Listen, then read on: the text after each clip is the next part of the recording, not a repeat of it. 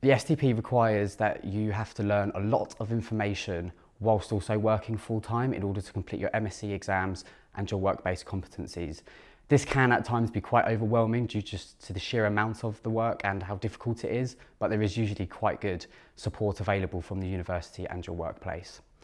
During your first year, you have to get your competencies signed off by a multitude of different supervisors because you have to do your rotations into different departments. Because they're quite busy, sometimes it can be a bit of a struggle to get them the time in order to get your things signed off, but usually showing an interest in what they're teaching you, as well as having quite a bit of patience, goes a long way. Throughout your time in the STP, you get many opportunities to go to different national conferences and basically attend anything else that you're quite interested in. The nature of these will mean that you'll speak to a lot of different professionals, and your communication skills do have to be quite well developed in order to do that. This can be a bit of a challenge, I think, for more reserved individuals, but these are all excellent opportunities in order to develop these skills because you'll be using them a lot throughout your career as a clinical scientist. Honestly, sometimes it's difficult, especially when you're approaching MSc coursework deadlines. But most of the time you get a day a week protected study time, and that's usually sufficient time to get the work that you need to get done complete to keep your evenings and weekends mostly free. However, sometimes approaching those deadlines, it will eat into a little bit of your free time.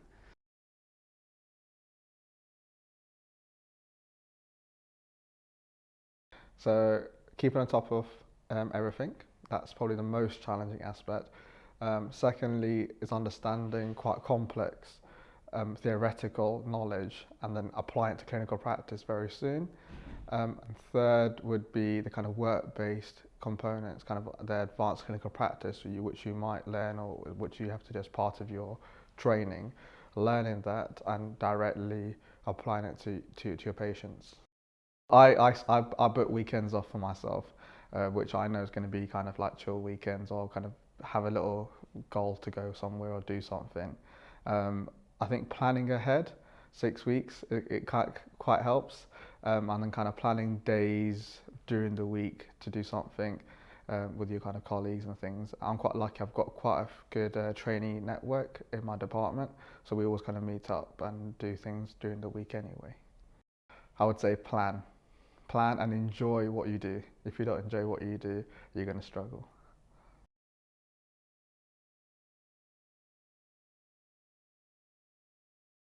Three most challenging parts.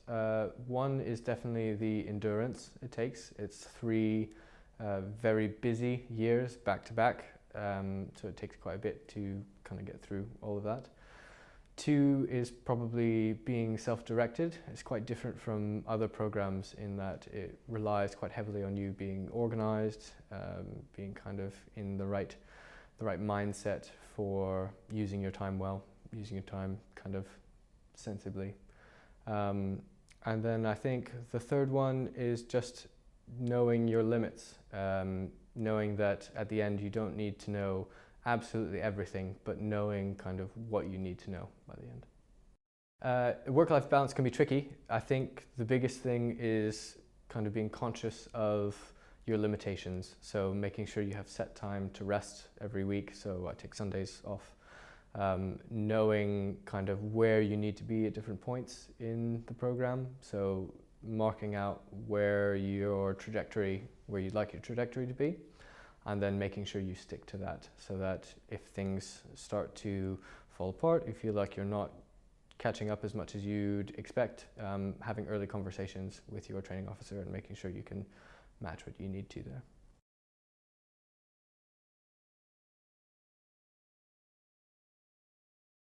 Predominantly the most challenging things are keeping on top of the work, such as your e-portfolio and your university commitments, whilst balancing a full-time job. That can be quite tricky given the workload demands that are placed on you. However, if you remain motivated and willing to put in the extra hours, you'll find it more than capable.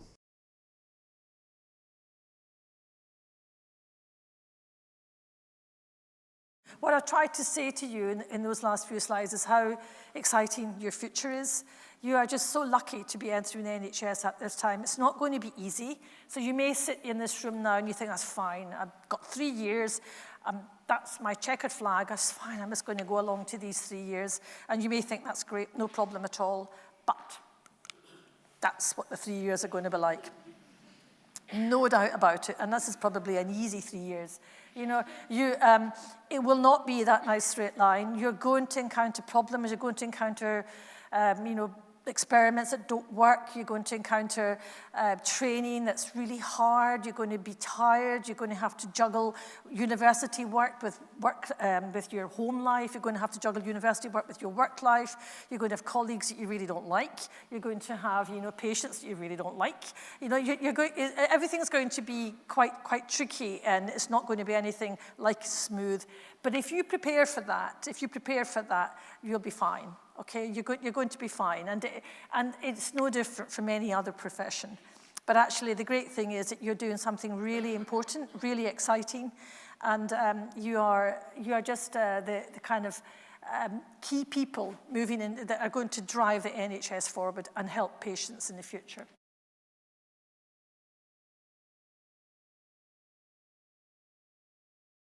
A lot of the systems you're trying to improve, you realize that you start hitting systemic barriers at senior levels in your organization. So I started getting frustrated, and that really led me to clinical leadership and trying to develop my clinical leadership skills. So I was luckily enough, I won a fellowship with Ruth Thompson, who's the scientific director for London in NHS England, and I spent a year with her doing a fellowship around trying to improve cancer diagnostics across London.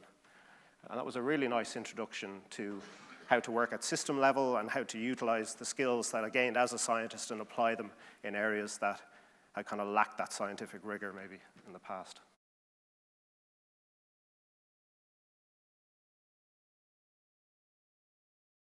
It's not negative, it's just warning you of some things. It can feel overwhelming. I'm sure some of you feel overwhelmed today. It's overwhelming in the beginning, it's overwhelming in the middle, and it's still overwhelming at the end. It doesn't get loads easier, but you get better and better at managing it, and it's all in an excited way. You have to juggle your academic commitments and your clinical learning as well as your home life. That takes some time to adjust to. There might be times where you feel useless. You're coming in as a trainee, you're doing rotations around laboratories that you've never been to before, and you might feel like you're in people's way and that you're alone, but you're not alone. Now is the time to be making connections, and I really think that my connections with my other STPs outside of my trust were really what helped me get through the really hard times. A way that it changed my life, relocation. I moved to Oxford from London. I found it quite difficult at first. It was quite a change of scene, but have grown to love it. Friends, that's so important. You'll make friends with each other, you'll make friends in your lab, you'll make friends in other labs. You're really going around the whole hospital, and you have a real opportunity to make connections wherever you go.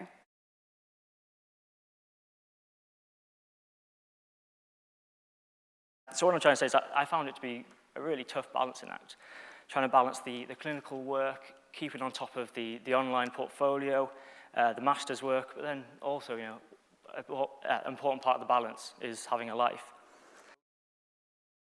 I think I'm going to repeat a little bit what was said by Lauren, but, you know, the important thing is planning early, getting yourself organized, speaking to people around you, making sure that, you know, you're all on the same page with your training mentor, your supervisor, speaking to people who have similar experiences, different trainees, and really coming up with a plan and understanding what you want out of specific areas and different modules that you're going through. So when you're going through the clinical work, you can gather your evidence, and it's a much better way of going through things than then having to go back to it.